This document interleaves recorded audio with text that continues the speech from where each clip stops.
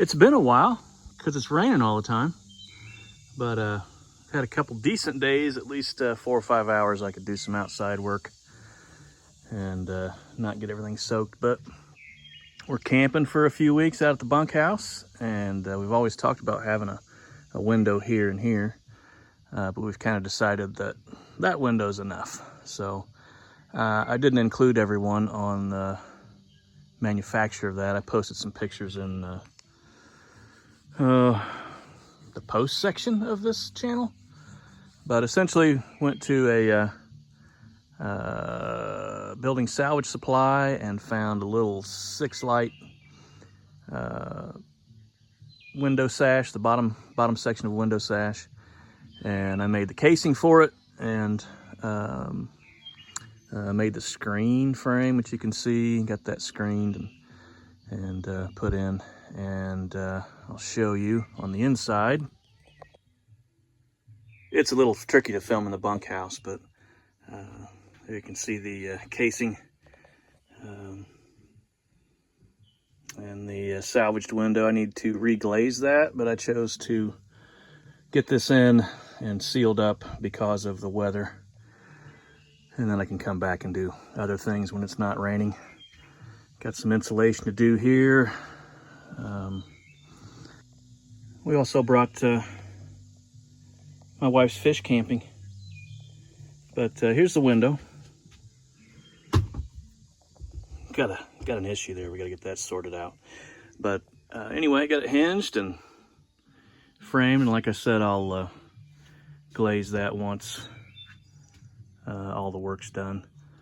Aren't sure on finishing here. Gonna do a metal ceiling, but main focus is the house, and I kind of work on this when I can't do anything else. So, like I stated before, we get these pop-ups here, and it's not just a sprinkle, it's generally like an inch of rain, and it turns the mill yard into mud, and then I just end up working on fixing the mill yard. I did get a load of stone in, but I had to drop it someplace else and move it around with the excavator. But so that's the inside. Here's the outside. I got the screen temporarily tacked in there, and now I'm gonna make the trim.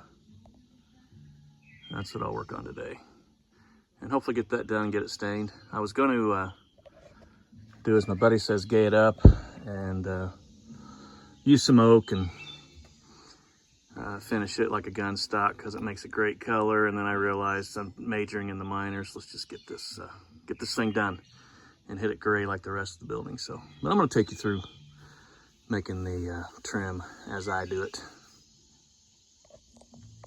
I got limestone under the forge, so that's pretty nice, and spread out into this work area that I got put together. And here's my workbench with a tarp ready to cover everything up again. So I'll get this camera set up and get this knocked out. Little carpentry tip: when you're buying lumber, you got new boards or whatever, never trust the factory edge. I always just shave off one end, and then I can work my measurements from the other. Excuse me, I can work on my measurements off of this end. So I just shave a hair off and do it up.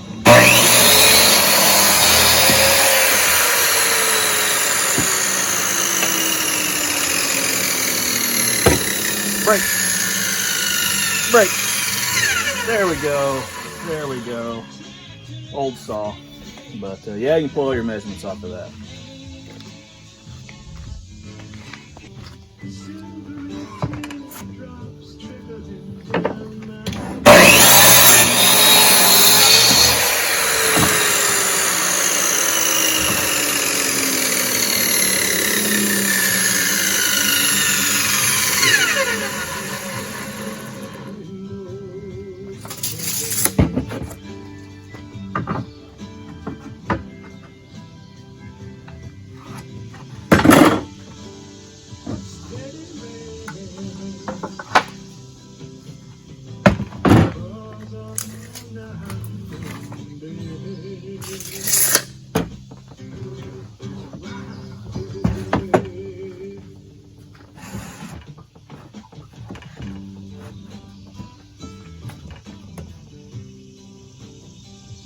So I cleaned up that edge, and I got 2 boards I need this length.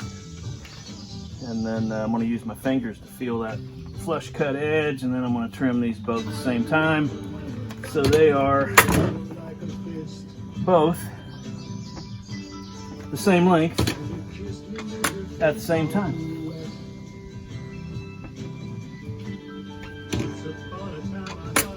My saw doesn't have any sexy lasers.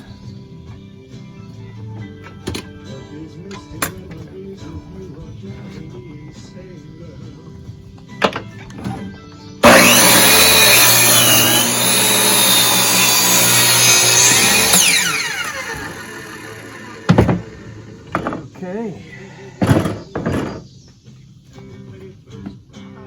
Now, I'm going to look at my boards, see which way they're going to want to cup.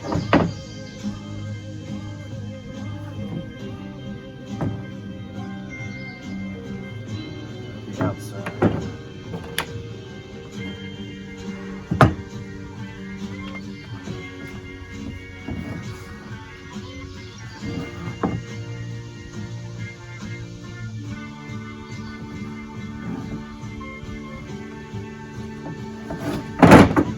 Doing this all custom like, you want to mark your finish faces,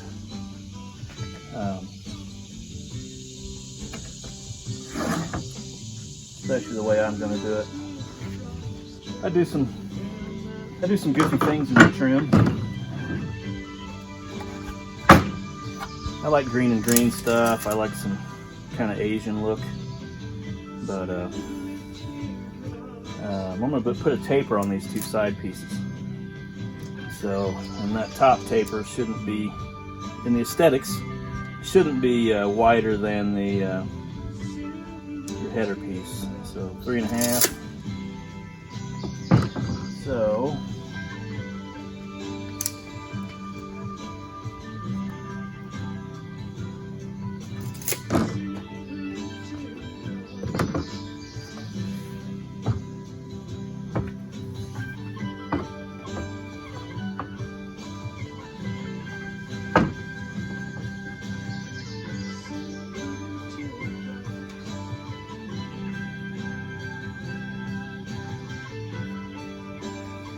everything with me always seems to be custom and fussy.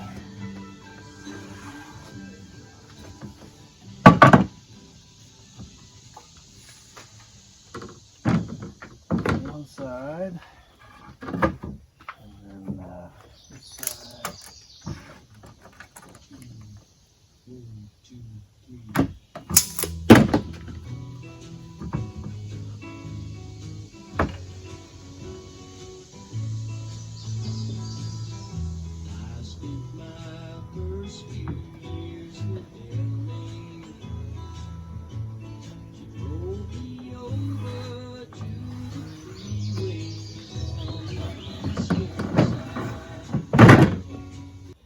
Okay, here's my setup for doing angle cuts with a circular saw. So here's my finish line from the edge of my finish to the outside of the foot, or the, excuse me, outside of the foot to the outside of the blade. It's 1 3/16. Essentially, I make a little tiny saw fence. And then I go from there and try not to cut into my table.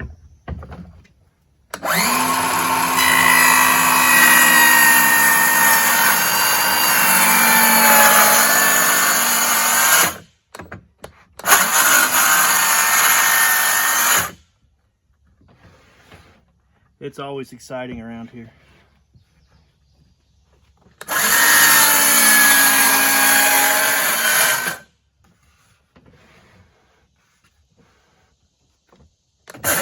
Oh.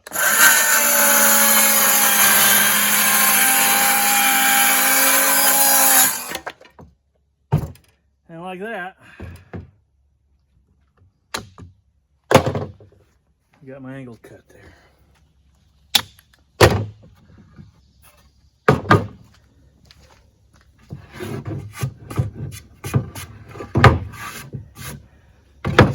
on.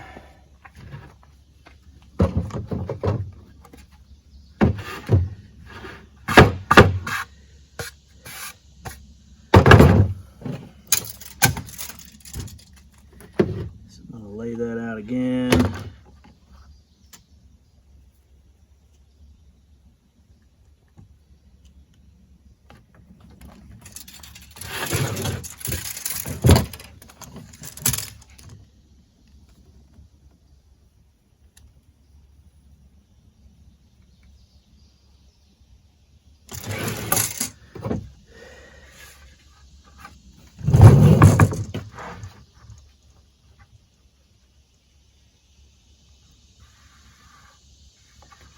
Factory edge there.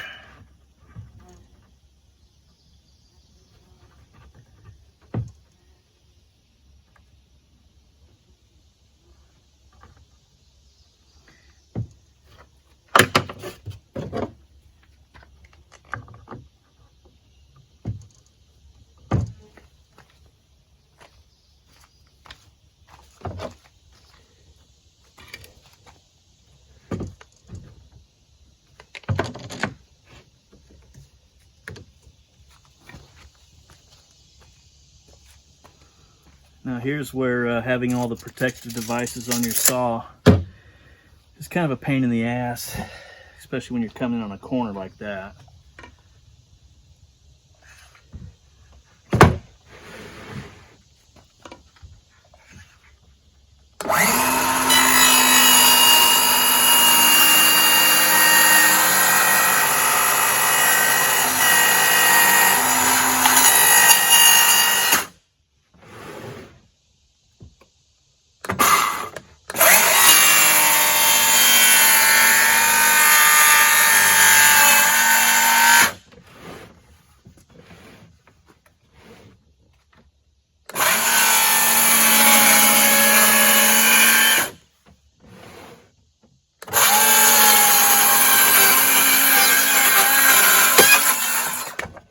Oh, I got the table. Oh no. This table has seen some abuse over the years. All right, so there's my trim pieces for the outside. All right.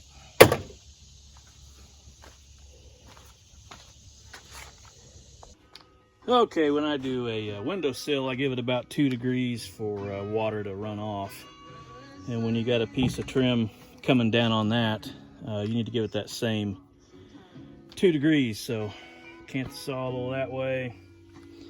And is that right?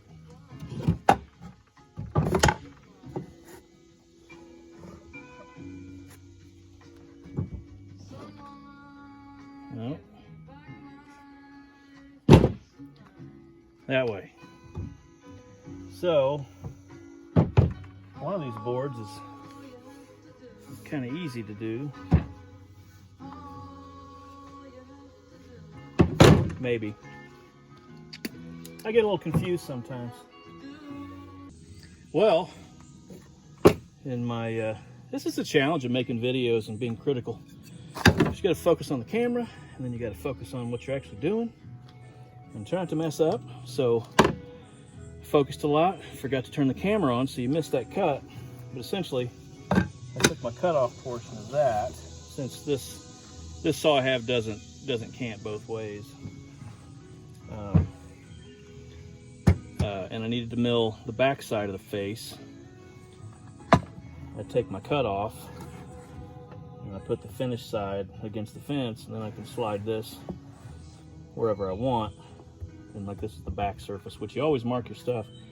Then you make that tiny little cut. But anyway, I got that done.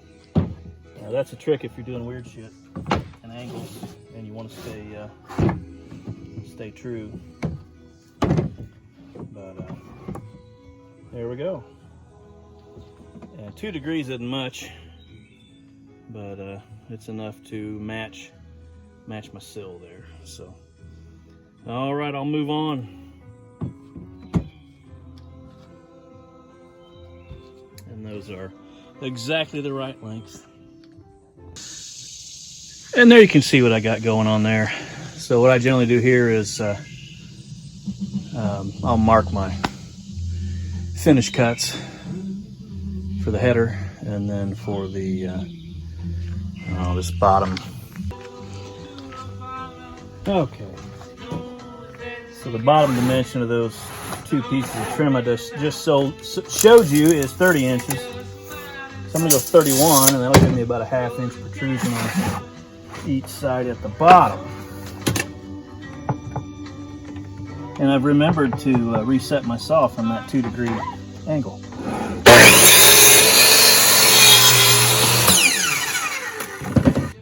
Okay. So, I don't know if you can see my hands. There's a little angle I like. It's about 10 degrees. So this will be the right side. Now the outside of my trim to the outside of my trim at the top was 26 inches. And I want to add 2 inches to that bottom cut. So I always clean off that first one at the angle I want. And then I'll drop this over to 10. And my lock no longer works on this. So from here I'll measure 28 because I want an inch overhang.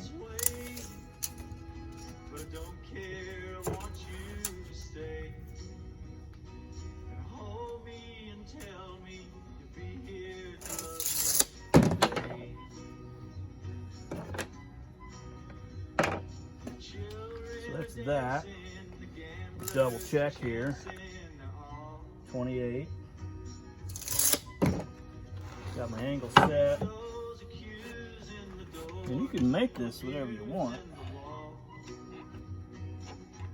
This is pretty standard for me. I don't know if you've seen videos of my old shop and other trim work I've done, but I'm more of a trim carpenter than a framer because I tend to get a little too lost in the weeds. So anyway, here we go.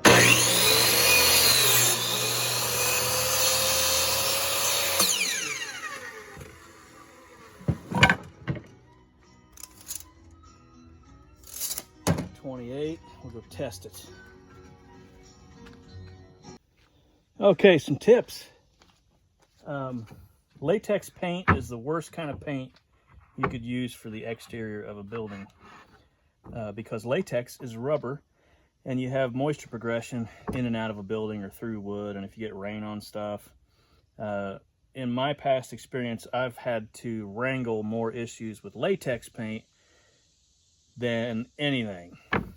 And I also don't recommend oil, but I know for some historic finishes I've had to use oil. But one thing I do is I mark all my faces, like top face or right face, left face, bottom face.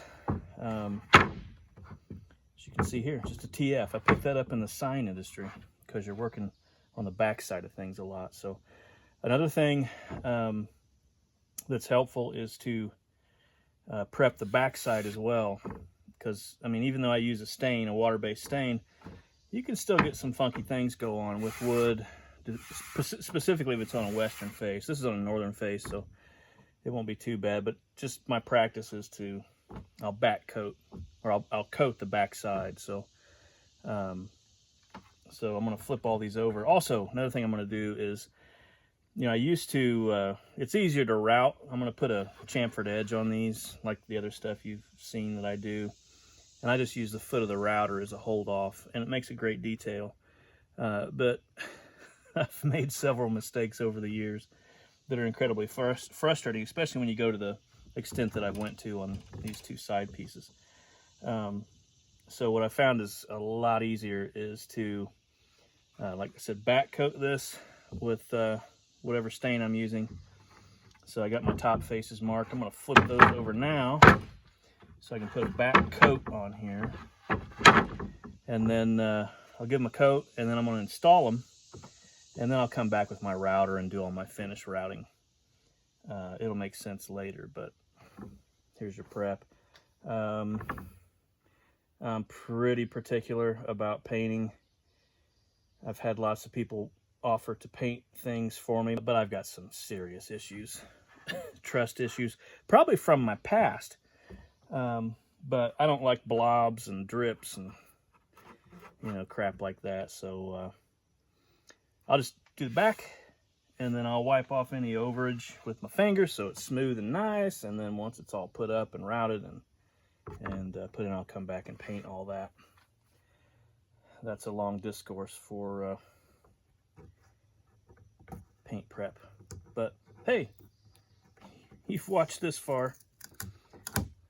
Also, these stickers, I don't know why they do that to wood, because it always leaves the residue on there. But this is the back, so another thing too, if you're doing finished trim, I don't really need to pull these off since it's the back, but pretty anal.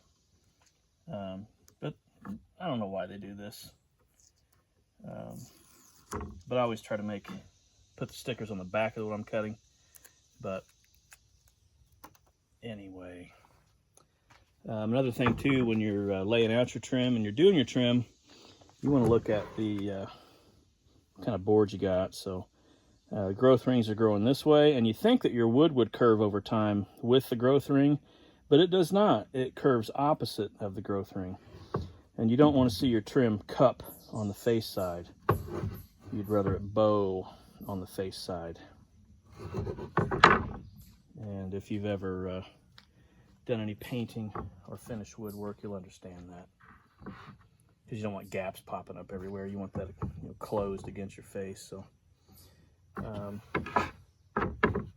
got all my backs up, and I'll go ahead and paint that.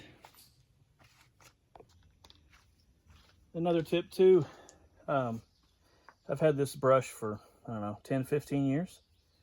And I always take care of it. I keep the packaging that it comes in, and once you clean it out, you put it back in the packaging and it finishes out great. Another thing is I always just cut that brush off, because you're never out here painting. You want to be in there. You want to grip that metal part. And here's your painting tutorial if you've never painted anything properly before.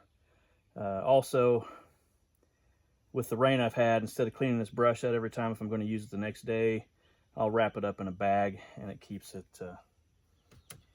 fairly moist. And you don't want to try to rake the paint off of it. I always just dip in like a 1/2 inch or 1 inch, tap it on the insides, and then I always start in the middle, and I work out. And I always use stain on wood. I don't use latex paint. And I use a water base. And I want to drag that paint out to the edge from the center, not from the outside in, because then you get little ridges and drips. And I'll rough that in.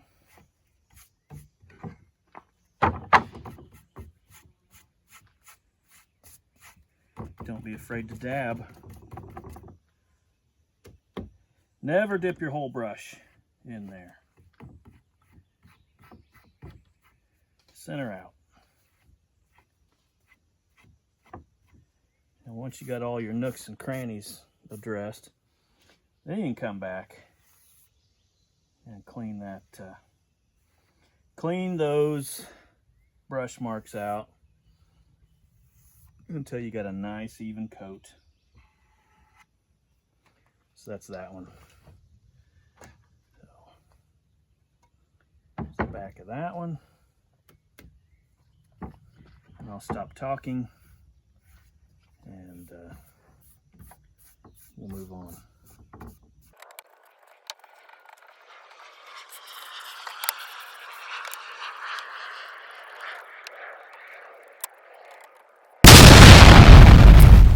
Okay, I got a little carried away with myself and left you out of a process.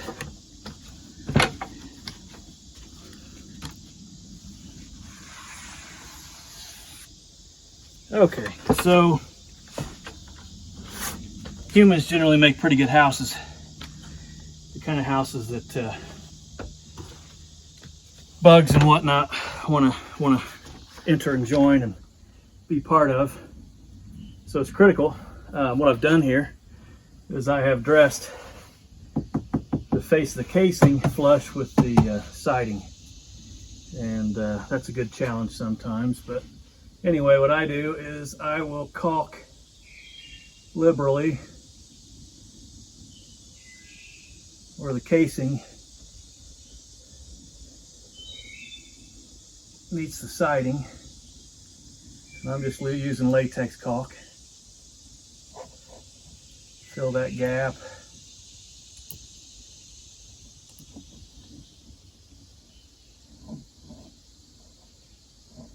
And it's okay if you're a little messy here because it's going behind the trim board.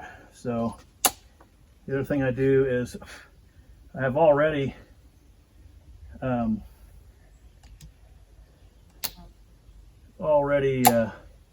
traced the lines of where this trim's going.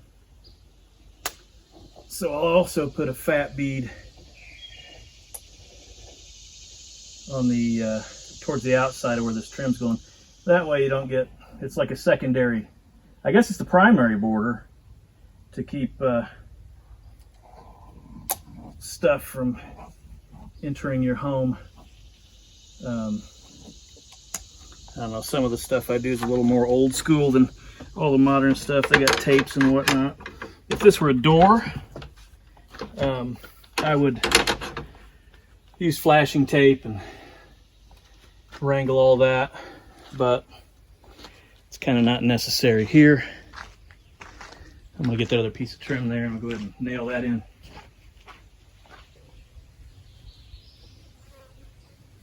I'll leave maybe an 1/8 inch of reveal in that casing.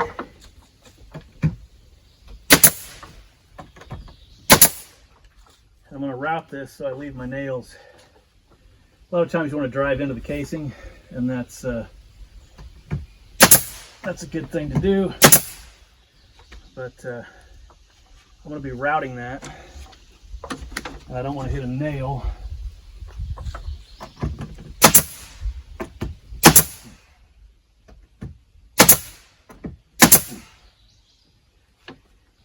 Any of that.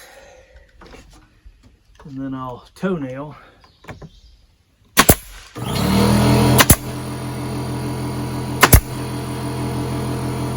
trim into the bottom side of the windowsill.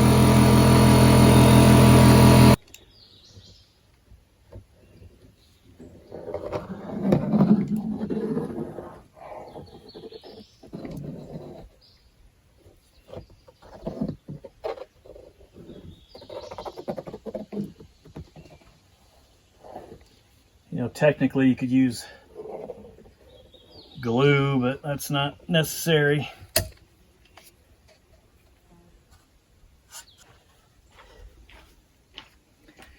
I don't use adhesive because if you ever wanted to rework this, the adhesive would just destroy your stuff. So that is why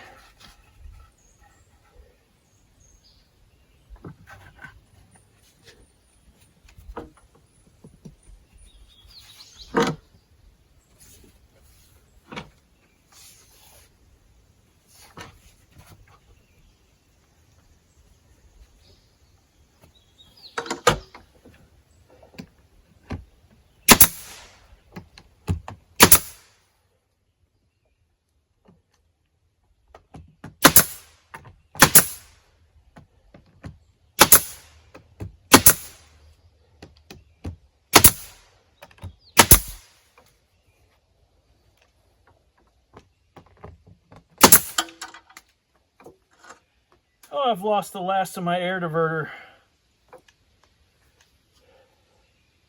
Things happen. All right, there's my band board there.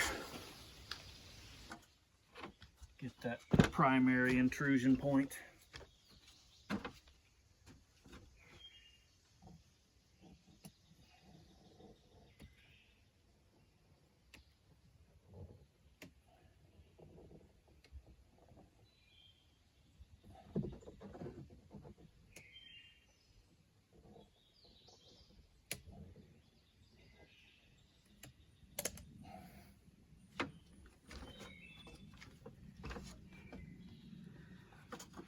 Sometimes I'll go ahead and put that trim on the casing and then set the whole thing in there, but I really just wanted to beat the rain and get the window in.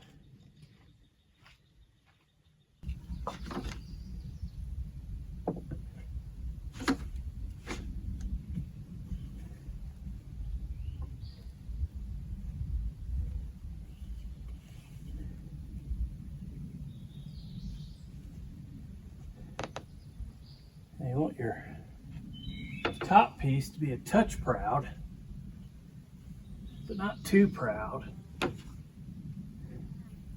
because arrogance comes before a fall or something like that.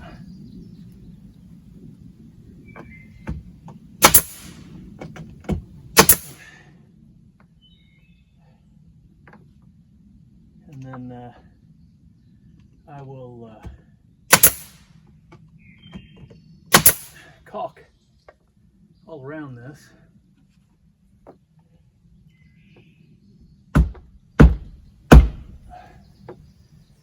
Sometimes you got to give it a touch. Remember, trim's not structural. You just want enough fasteners in there to hold it off. Now this one's looks like I was a little, maybe I removed a little too much on the casing behind there, so I'll shim that out a little bit before I finish it out. But there is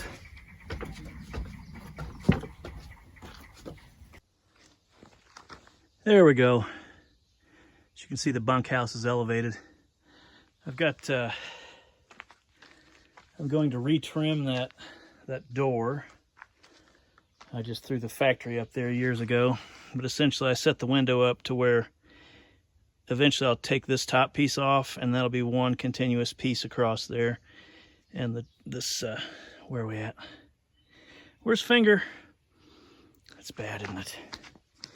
Anyway, I'll case out the door just like I did that window, and I think it'll look cool. But like I said, this isn't my focus. The focus is the house and milling and doing joinery. And for my sanity, I can't change the weather, but I can do other things, and this is one of those things. So there you go.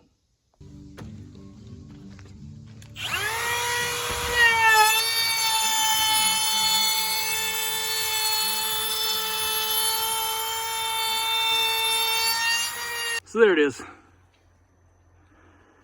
That's the end of this video. Thanks for watching. Oh, hey, more rain.